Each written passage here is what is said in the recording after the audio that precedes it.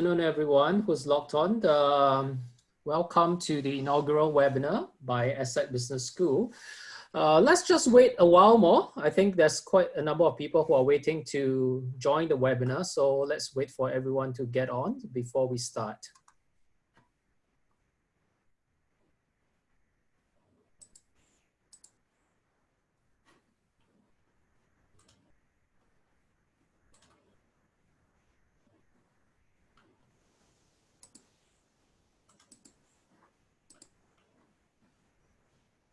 Okay, I see that most people seem to have already logged on. So let's begin the webinar. Again, welcome to everyone, and thank you all for joining this inaugural webinar organized by the Executive Education Arm of ESSEC Business School. As you may be aware, ESSEC Business School has just been ranked 5th overall in the world in the latest Financial Times Executive Education rankings that were announced yesterday. And that's something that we are obviously quite delighted with. Today, we are very honored to have Associate Professor Jamus Lim from ESSEC's Economics Department to share with us his views on the topic in the eye of the COVID-19 storm. As you know, the COVID-19 pandemic has wreaked havoc on public health and also on economic growth worldwide. Many countries have rolled out unprecedented stimulus measures to mitigate the expected economic impact.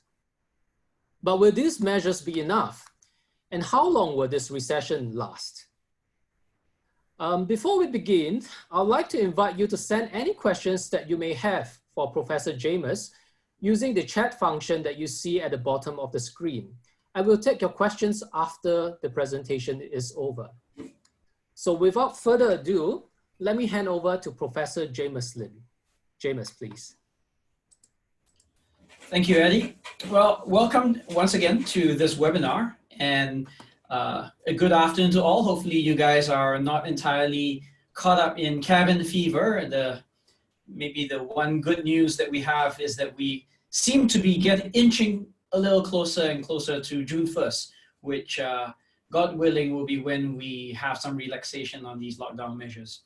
So what I'm going to do today is I will talk a little bit about the COVID-19 crisis, but primarily from my background, my point of view, which is obviously going to be focused a lot more on economics, and in particular on macroeconomic implications. And the way that I will structure this is I will begin with just a few aspects of epidemiology and public health, just to get us all on the same page. And you'll see it's important because some of these elements actually condition the way we think about our particular responses.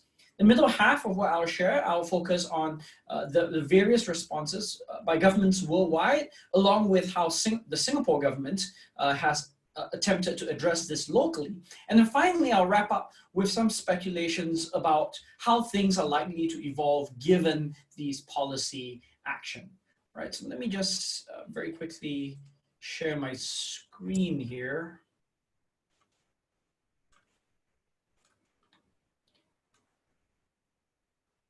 All right, so let's start with the why. And, you know, obviously, many of you are very familiar with a variation of this chart by now. These are the epidemiological curves, but what is most striking and what I want to bring your attention to in terms of this chart is just the vast variety of rates in which countries have entered into this crisis and are experiencing continued casualties as a result of this crisis. Obviously, this is conditioned in part by when the disease first visited these country shores, is conditioned by their relative size and so on. But importantly, one way that one important aspect that explains this variation has to do with policy. And that's what we're interested in. The good news, of course, is that by and large, for many countries, especially the worst hit countries, that have engaged in relatively more aggressive policies to address this issue, we now see a significant decline in the death toll. So in other words, we are on the downward end of the respective epidemiological curves.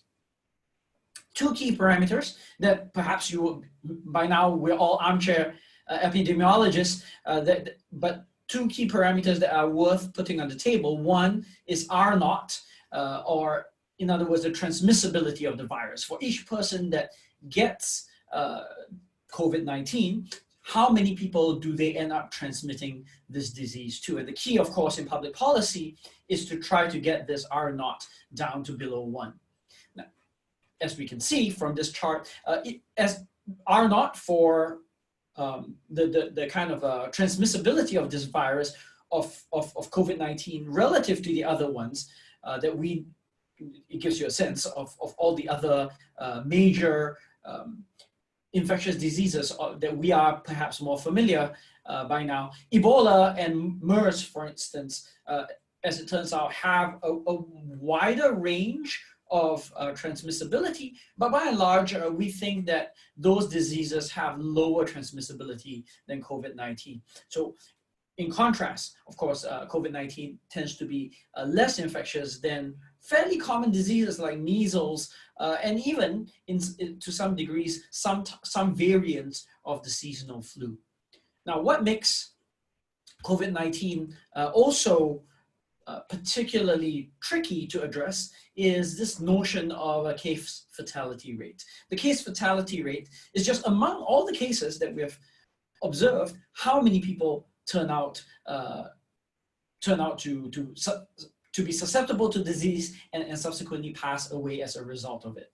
Now, why this case fatality rate is important is because we do not actually observe what we are truly interested in, which is the true mortality rate. The true mortality rate is the share of all those people who are infected that end up getting, that end up passing away. What we observe instead are just those diagnosed cases that end up passing away. And so the true mortality rate may turn out to be a lot lower than what we may see in terms of the case fatality rate, although usually over the course of several months of the virus playing out, these things settle down. But as you can see from the chart over here, there is still quite a big variation in terms of case fatality rates, and in part that is because different countries have different healthcare systems and different elderly in the population, so we know that the elderly are relatively more susceptible to this disease. Now, all COVID models, all models of COVID transmission and spread tend to hinge on three main variables. Again, because this is not an epidemiological talk, I won't focus too much on this, but why it matters is because policy, which is of interest to us today, tends to try to address one of these three variables or several at a time. So the so-called SIR model stands for the number of individuals in the population that tends to be either susceptible or who are infected and who may be on the path to recovery. And all models try to capture the share of susceptible individuals, infected individuals, and recovered individuals. Where popular models, such as this Imperial College model that you may have seen thrown about in the policy debate, where, at least from an economics perspective, we believe some of these variables differ from what a kind of more mechanistic model of that epidemiologists tend to use. Where it differs tends to be in terms of how economists try to embed behavioral aspects to this, right? So to the extent that we address elements through policy, we might expect that some of these will alter. So for instance, the number of infected individuals, that will alter based on social distancing measures. Infected individuals and recovered individuals, the idea of lockdowns is to allow the number of infected individuals to taper off and the number of recovered individuals to rise so that the healthcare system may actually cope. Now, one common trade-off you often hear being made is, well, you know, if you shut down the economy, what often happens is that it's a trade-off, right? You get more deaths as a result of not shutting down the economy, but you know, you get a worse outcome in terms of economic contractions and so on and so forth. Now, what this chart shows you is an example from the 1918 Spanish flu, and why it's of interest to us is because it highlights the fact that with two cities, in this case Philadelphia and St. Louis, who adopted very different measures. Philadelphia actually threw a big parade right at the beginning of the Spanish flu and ended up experiencing this huge spike in infections. And it was as a result of social distancing implemented by the other city, St. Louis, during the 1918 Spanish flu epidemic that allowed it to cope relatively better with regard to this. And this informs why we see this kind of a curve flattening argument that you have often hear being discussed in policy debates. Now, why I say that the trade-off isn't necessarily as clear one-for-one when it comes to the economics versus the public health elements is because we have evidence that, as it turns out, in many instances, in response to the 1918 Spanish flu epidemic, the cities that end up implementing fairly stringent lockdown measures, although they took the economic hit fairly early on, they also ended up doing significantly better in the aftermath of the pandemic. So economists are starting to settle on the belief that unlike the 2003 SARS playbook, perhaps a more aggressive initial response through a lockdown, through aggressive social distancing, through contact tracing, may in fact turn out to give us less of an economic impact, even in the medium to the longer run. So how have policymakers responded? Now, the key thing to keep in mind is that COVID-19 is essentially a simultaneous demand and supply shock, right? So it may or may not surprise you that as economists, we like to think about supply and demand. In terms of demand, what you see is things like the fact that we have essentially shut down certain businesses. This imposed restrictions on what kind of businesses are essential and may operate and those that cannot. Obviously, all these things would influence things like investment because of reduced consumer confidence, because of reduced producer confidence in their ability to invest in the economy. Similarly, we'll experience a contraction in terms of reduced incomes, so consumers are willing to spend relatively less as a result of this kind of negative shock.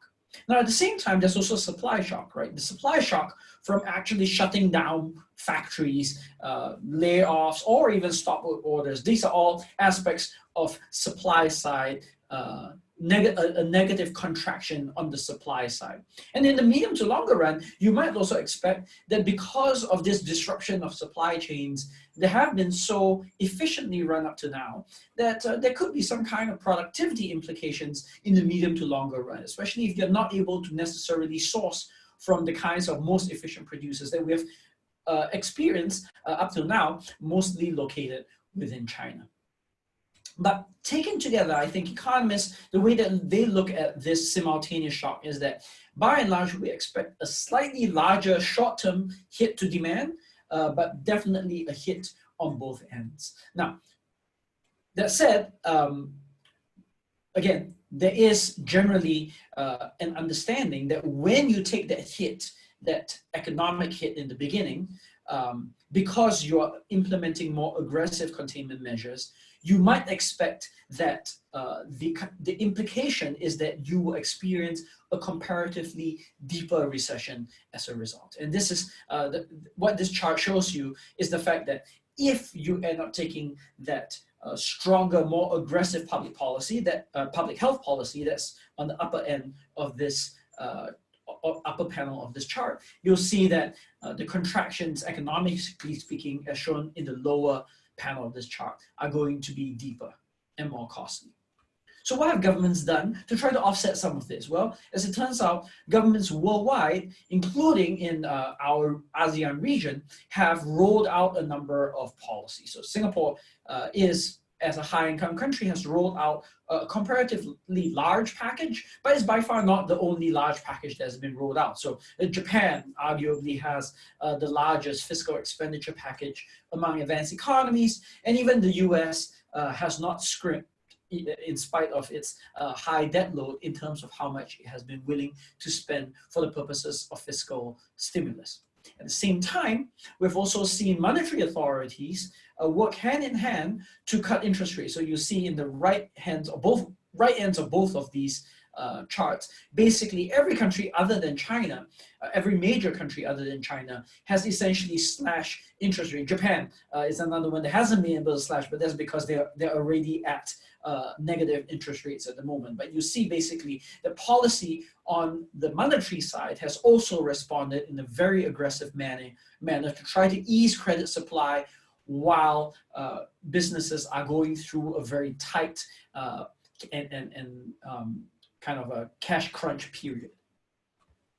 So in terms of what Singapore has done, so we've seen a succession of budgets being rolled out by the Singapore government. In fact, there is a fourth, possibly if you wish to add to this list. But essentially, the three main budgets: the Unity budget, which was originally scheduled to be released at the beginning of the year, in any case, worked in elements of a COVID-19 response, and then the subsequent two supplementary budgets, the solidarity budget, and in particular the Unity budget.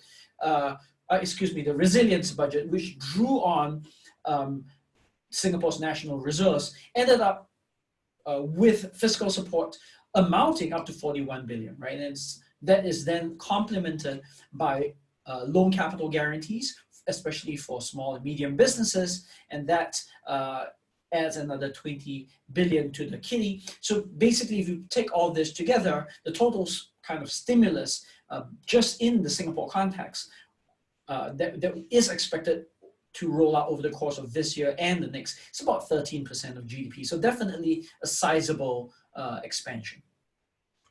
Now, what do we expect in the future? So here's a nice little chart that helps us to condition how we think about this thing.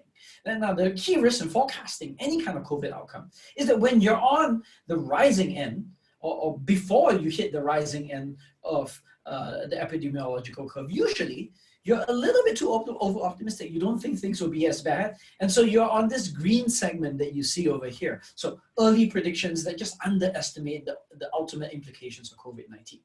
Then when you're on the rising end, which arguably in Singapore we are currently resting, and in a number of other large countries like the United States, when you're on that end of the epidemiological curve, you tend to be a little bit over-pessimistic.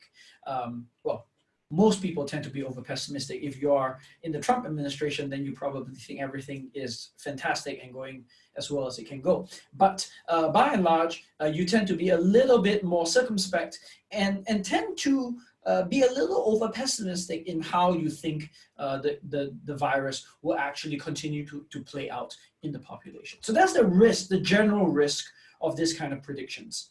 So economists that have looked at this, try to think about possible scenarios for how these recoveries might come about, right? So one possibility, a super optimistic outcome, is just this idea that you'll go through this Z-shaped recovery, right? So what happens is not only do we have a contraction, but when we have the bounce back, that bounce back more than makes up for the original loss, because there's just so much pent-up consumer demand, so much pent-up investment needs, that eventually we go back to the baseline that existed pre-coronavirus. Now, by and large, most observers are comfortable with ruling out this very optimistic outcome.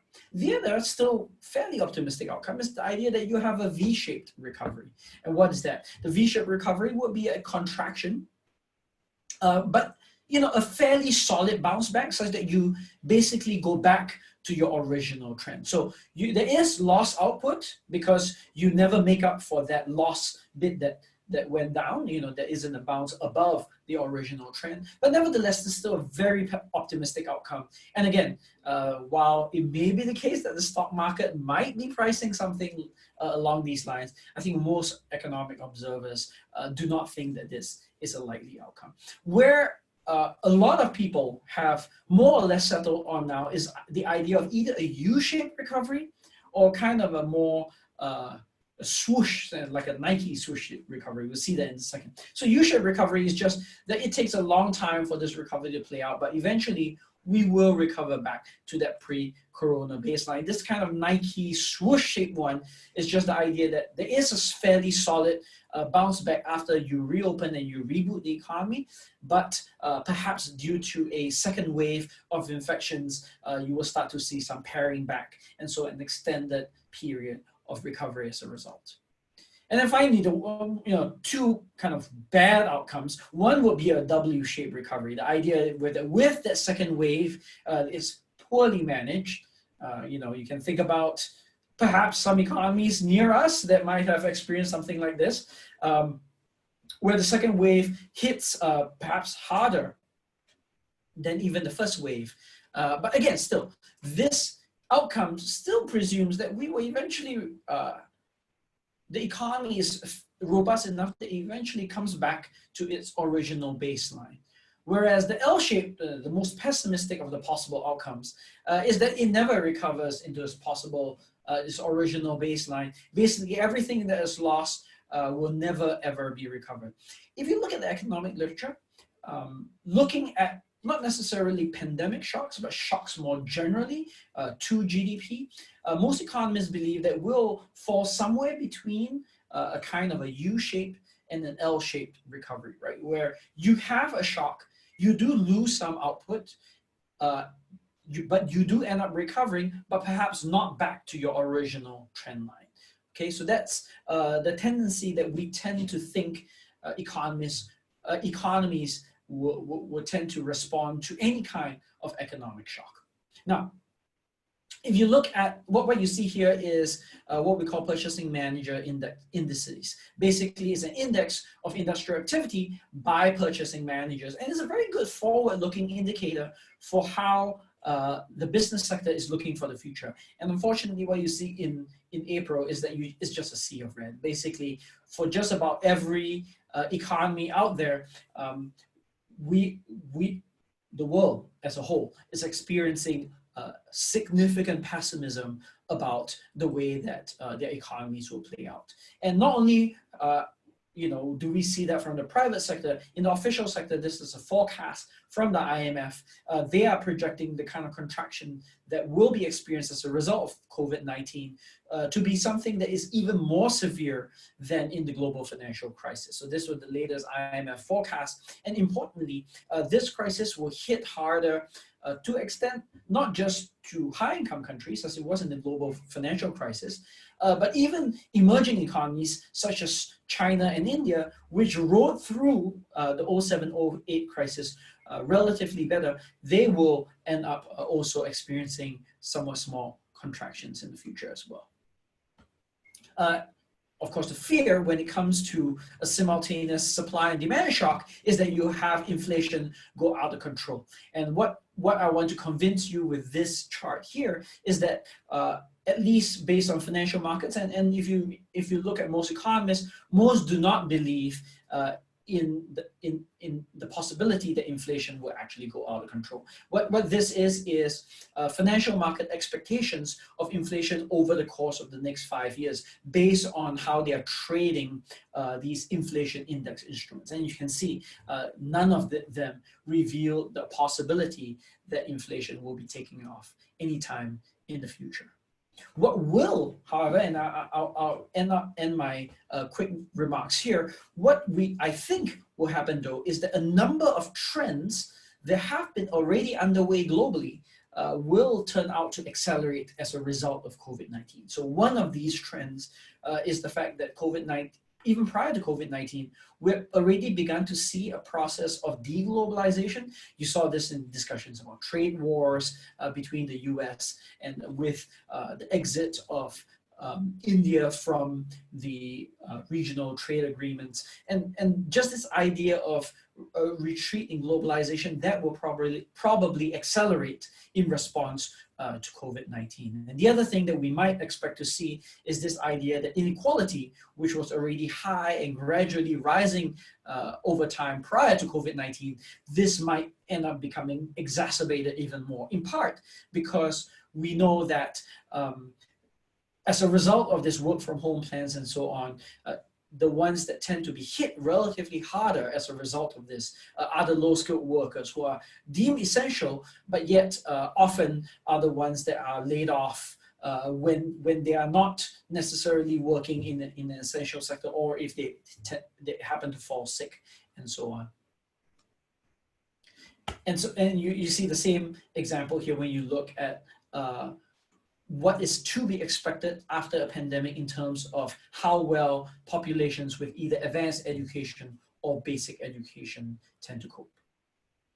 Okay, so I'll let Eddie take over from here, but I'm happy to take any questions.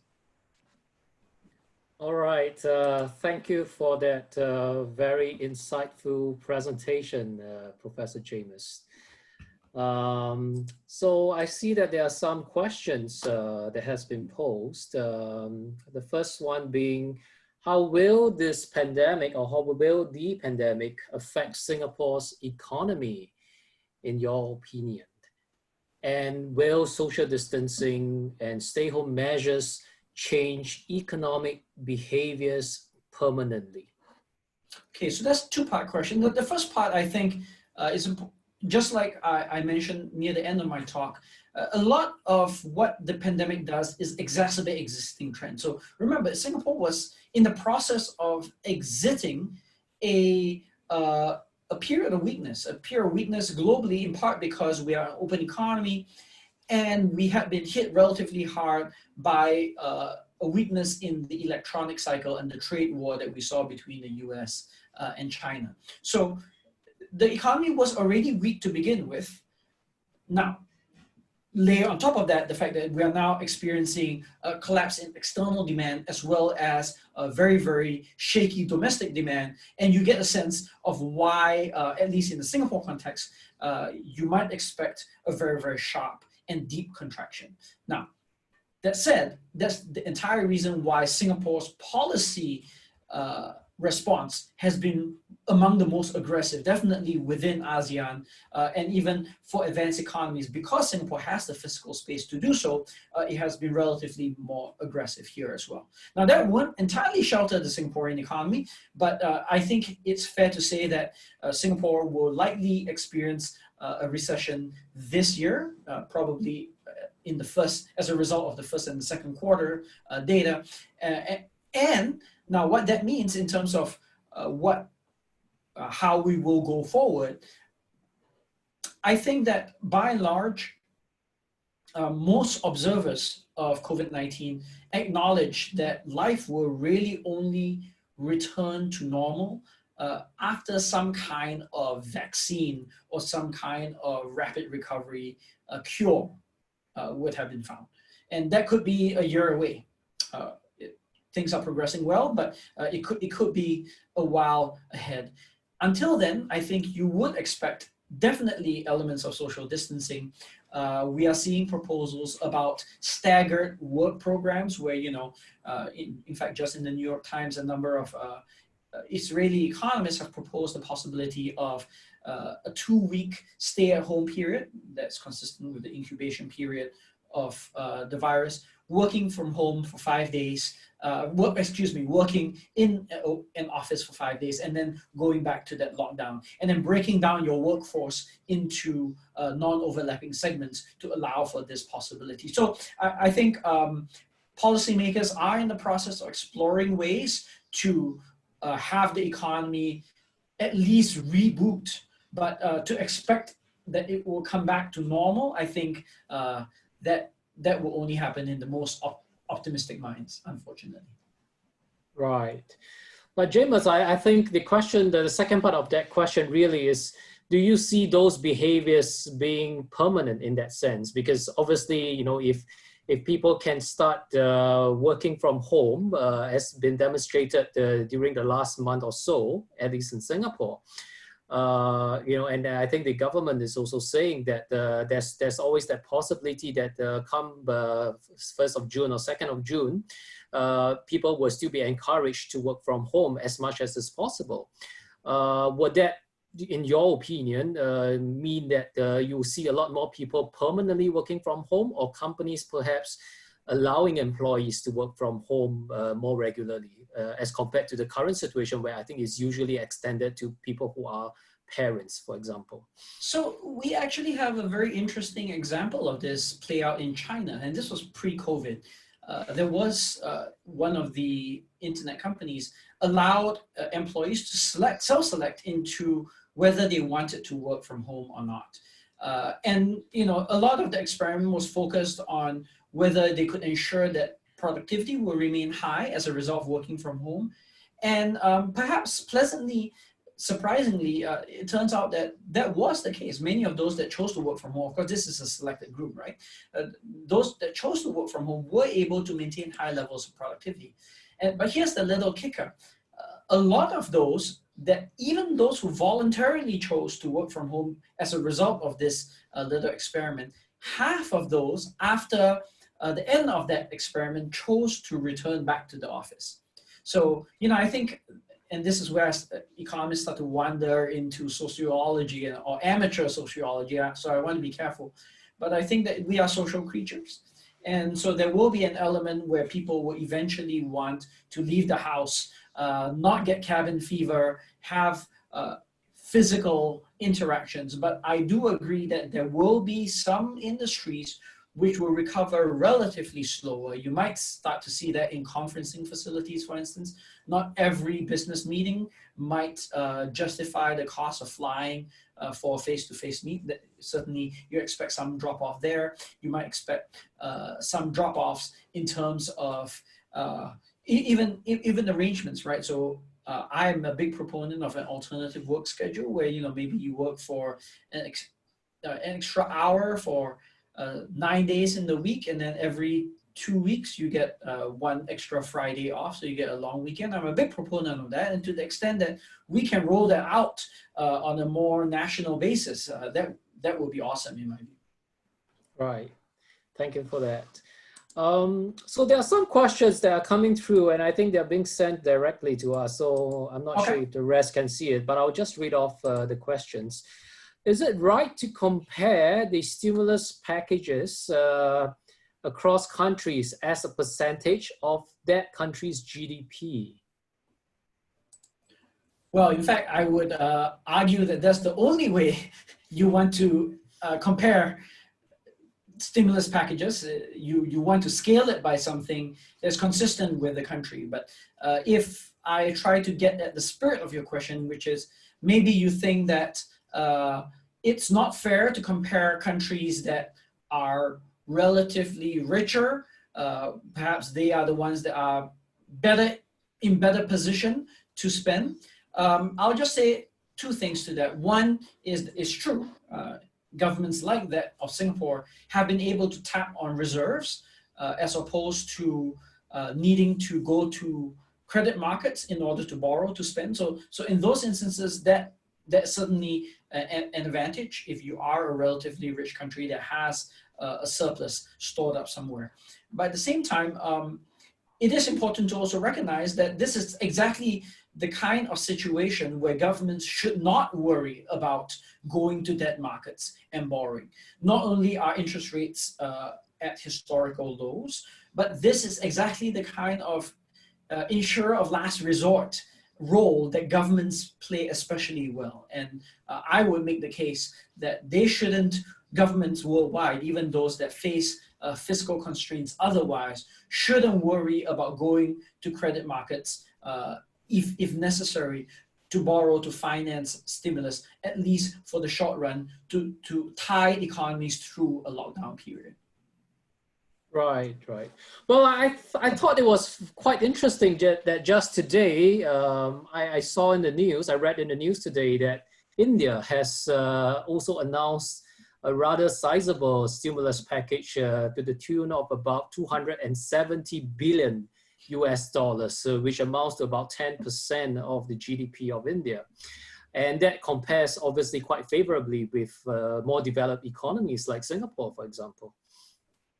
So I haven't read the article, so I'll need to see the nature of that spending. And unfortunately, and I think this is where I agree with the spirit of the question, different governments have different ways to try to characterize how they spend a certain amount of fiscal expenditure. So it could well be that some of these expenditures were already in place and they just get recategorized, in which case you would not expect as much of a positive boost because, you know, for instance, in the case of India typically does run fiscal deficits, you know, of a sizable share of GDP, up to 5 or 6%. So, so in that sense, you know, if you say that you have a very large stimulus package, how much of that package was just rejiggering your original fiscal deficit, and how much of it is genuinely new spending? Because ultimately, the bang for the buck that you will get will be on the marginal increase, not what was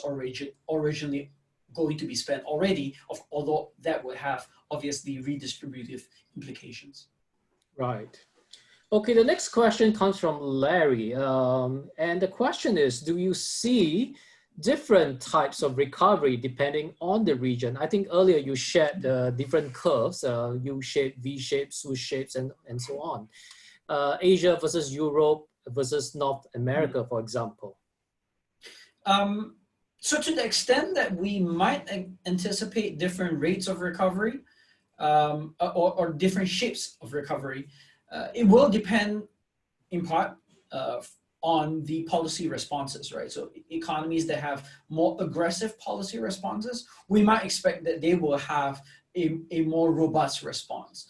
But by and large, I think you can characterize most recoveries, even those that have had very aggressive responses. I think most economists have settled on the notion that you're not going to see the kind of V-shaped recovery apply in almost any instance. Now, whether that response also would be relatively more, you know, whether that contraction will be relatively deeper, that could also be dependent on whether the economy is relatively more open or can rely more on its domestic demand. Because as we know, trade is one of the big casualties in this particular episode. So in the case of Singapore, for instance, as long as the rest of the world remains fairly shut down, it doesn't matter that we reopen our economy, we will definitely struggle with a diminished global economic environment. So it's, unfortunately, I will say open economies like Singapore are especially susceptible. So to the extent that we have a relatively bigger package, maybe that will end up offsetting and bringing us on par with other economies in the region. Right. Okay, Larry, I hope that answers your question.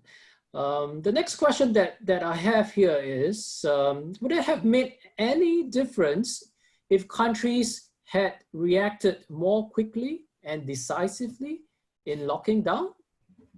Oh yeah, well, again, this is a bit of an epidemiological question, but yes, I think it's largely unequivocal that if the idea of engaging in lockdown was taken seriously and implemented very early on, you would have seen the cases spike, but at a much lower level, and eventually the process will be managed much better. So we see examples of this, right? We know that this was the case in Australia and New Zealand, in a number of countries.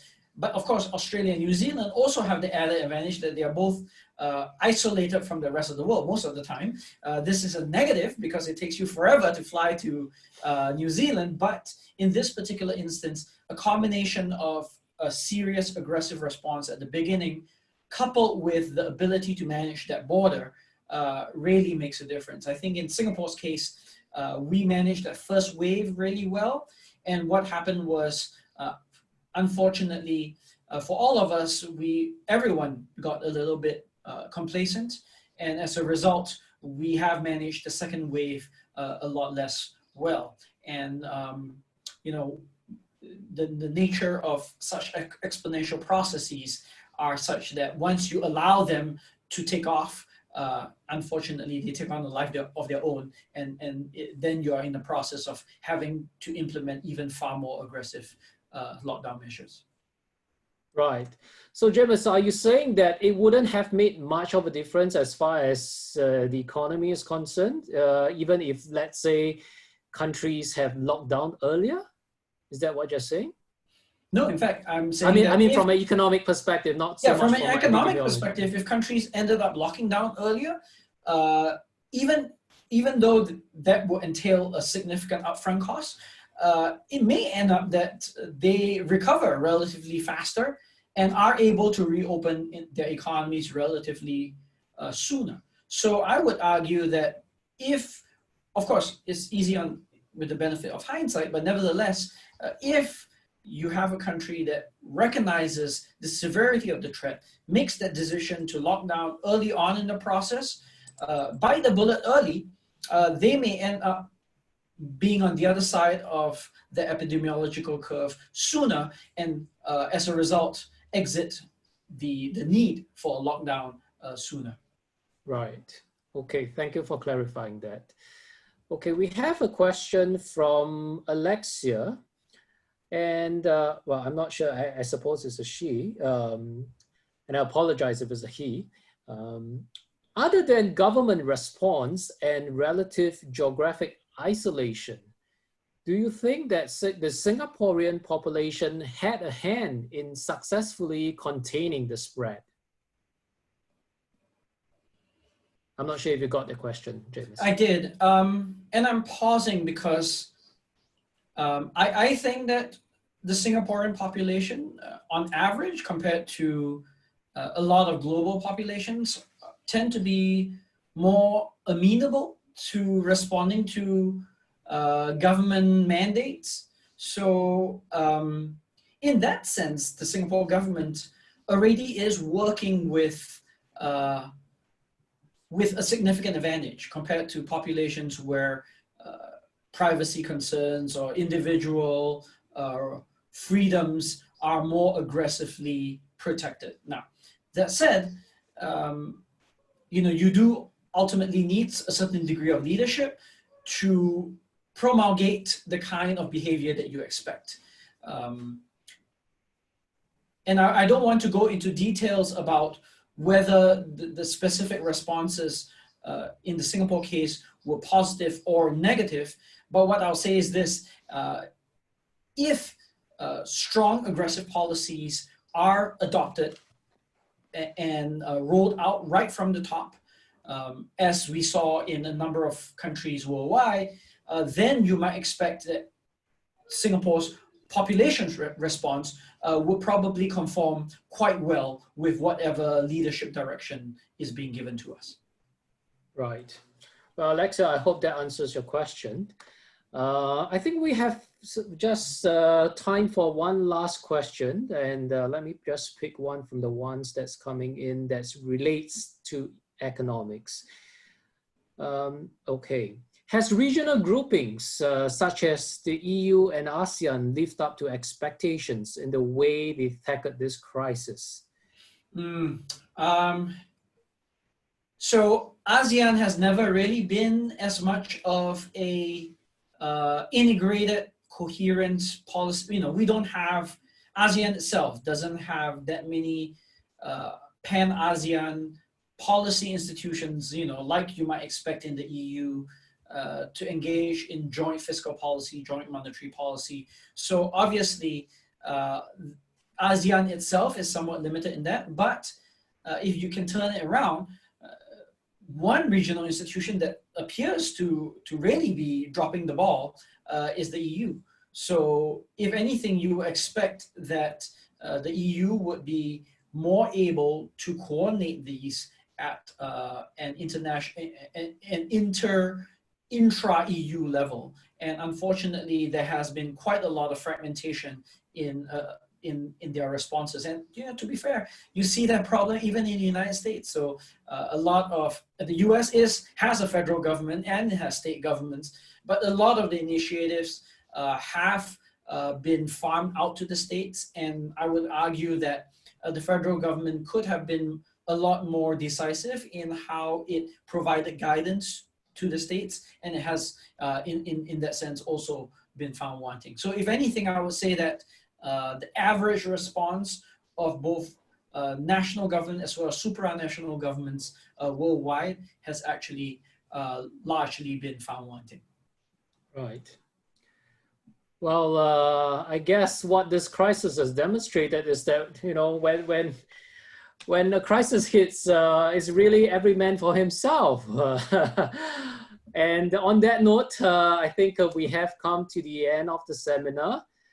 Thank you, Professor Jamus, for spending time today to take us through your thoughts on the crisis from an economic perspective. And thank you especially to all the participants for joining us on a Wednesday afternoon for our inaugural webinar. We hope that you found this webinar useful, and if you'd like to find out a little bit more about ESSEC, please feel free to go to the slide. Jamus, if you could just, yeah, the slide is there. Please feel free to contact us at the email address or go to our website as listed on that slide there. And on that note, please stay safe, everyone, and we hope to see you all soon. Thank you and have a good day. Thank you.